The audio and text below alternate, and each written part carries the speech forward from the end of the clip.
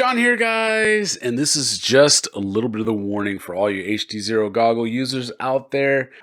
We're having issues with the latest firmware revisions and analog. I really didn't want to have to make this video, but the issues with analog on HDZero, especially for those of us that use rapid fire, they're just continuing to go on. And I felt like I needed to say something because I was so confident in the analog image on HDZero goggles being improved that I told everyone it was going to be better, and it is better. The de-interlacing features built into this do make the analog picture look better, but there's something that is causing rolling of the screen, shifting of the image, and although it's not analog breakup, the end result is you get this shifting of the image in your goggles, and it makes it difficult to fly, and you can often crash because of it.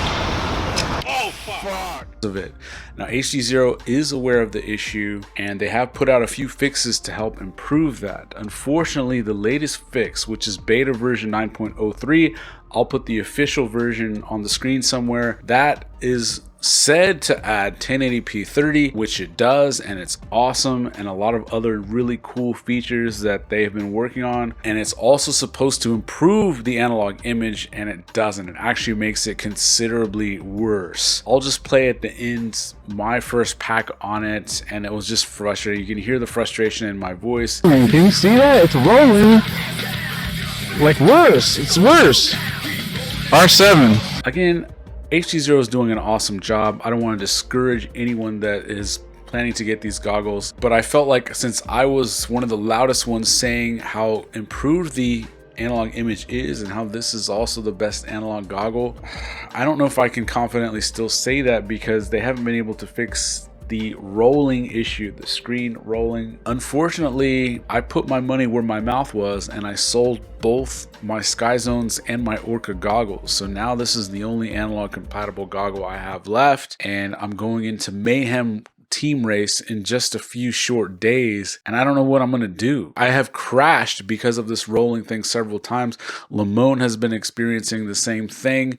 He's switched back to his Orca for analog. Now, I will say that I've been enjoying the 90 FPS version of the HDZero camera more than I ever thought that I would. It is so good. I have it in my tiny trainer right here. I have it in an open racer, the Texas long track I flew. I got 5th place. That is my best finish at a large race ever. We had 3 people from DRL there. I mean, it was just incredible that I did that well. That entire race, I flew the HDZero 90 FPS camera. I feel like I had an advantage being on that camera because of the reduced latency, but not only that, because that was a tree track and we had several sky gates. I feel like I could see the ghost branches a little more clearly, and I felt like that gave me an advantage to go all the way from qualifying 17th or 18th low in the brackets and just fighting my way up. In fact, I feel like that 90 FPS camera really gave me an edge. Now, a little warning about the 90 FPS camera. This side on the 90 FPS camera is open. There is no coverage or protection on there, and the screw holes are painted black. Now, on almost every other camera that we've ever had, the Predator that we most commonly use for racing analog has these sort of brass metal inserts for the screws. Now, when you're lining up your camera into your hole, say in your tiny trainer V2 like I have here, it's very easy to see that brass. Well, you can't see it on the 90 FPS camera. And the screw holes are actually a bit far forward than most cameras. So what I did in my hurry to get one in one of these is I killed the camera before I even flew it. I screwed it directly into the PCB. I reported this to Carl. It's not really an HDZero problem per se. It's definitely more my fault than anything, but just a warning, be extra careful setting up your 90 FPS cameras. I know that sometimes you open up that package and you're in a big hurry to go install it. That's what I was doing, and I killed it by just misaligning that hole and screwing it into the PCB. It's not something I've ever done before with any other camera, but again, it is the only camera I know of where the sides are open. They're really evolving fast. They're giving us a lot of new features like the 1080-30 and the 90 FPS modes.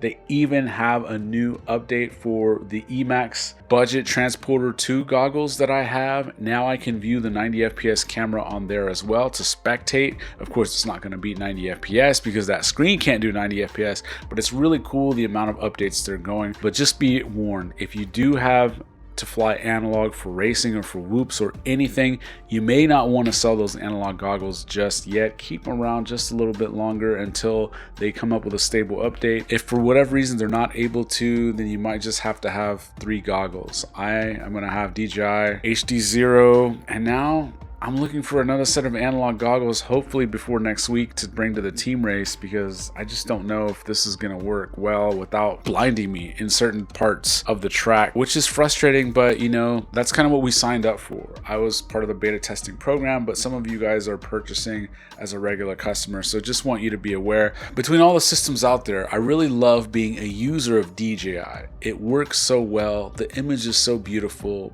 but I really love being a customer of HDZero, being able to interact with the community, with Carl directly, with them putting out features faster than we can try. The other warning out there is if you're getting your HDZero goggles right now, if you have a batch 2, read very carefully, because this information is changing on a daily basis. Read very carefully on whether or not you should update yet.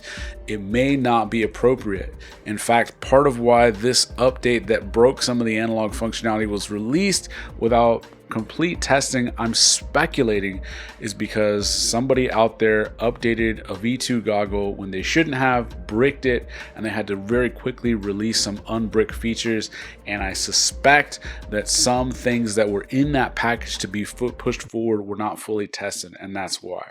Be careful with those new versions. If you do get a goggle shipped to you, see what firmware it's on, and you may just want to stay where it's at. I'm very much a big believer in if it ain't broke, don't fix it. So when it comes to my Sony camera I'm shooting this on, my HDZero VTX, my camera, my flight controller, if it works, I'm not updating. You know what I'm doing instead? I'm spending that time flying, getting stick time. I'm not tuning my flight controller, I'm tuning these thumbs right here, guys. I'm tuning these thumbs. HDZero is still really exciting. I sold my goggles prematurely. I shouted from the rooftops that the best analog goggle was HDZero, and this time that excitement, that early excitement, really bit me. It wasn't perfect when we first got these goggles. There was a little bit of improvement. They were working on it. We were confident that they were going to fix it.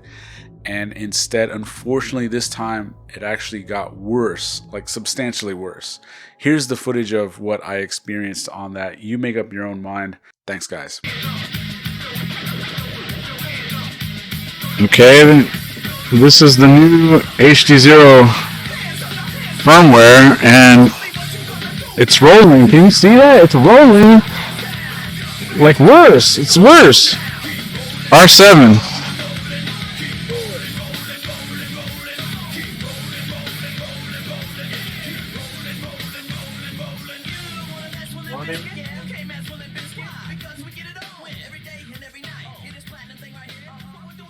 Like, this is almost unflyable. Well, no, that's for me. I'm on 4K, it's perfect. Like, no problem. God damn it. I'm gonna have to buy some goggles, like, before next week. Like, I don't know what else to do. So, I I can invest, you know, okay. Yeah, like, well, I have perfect packaging. Oh, fuck! Go.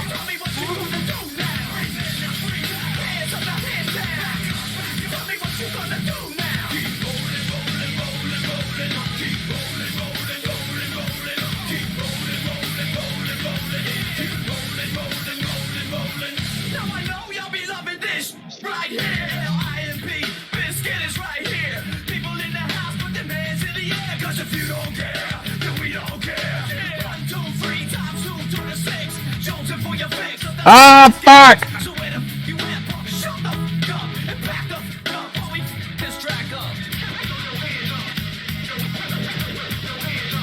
What?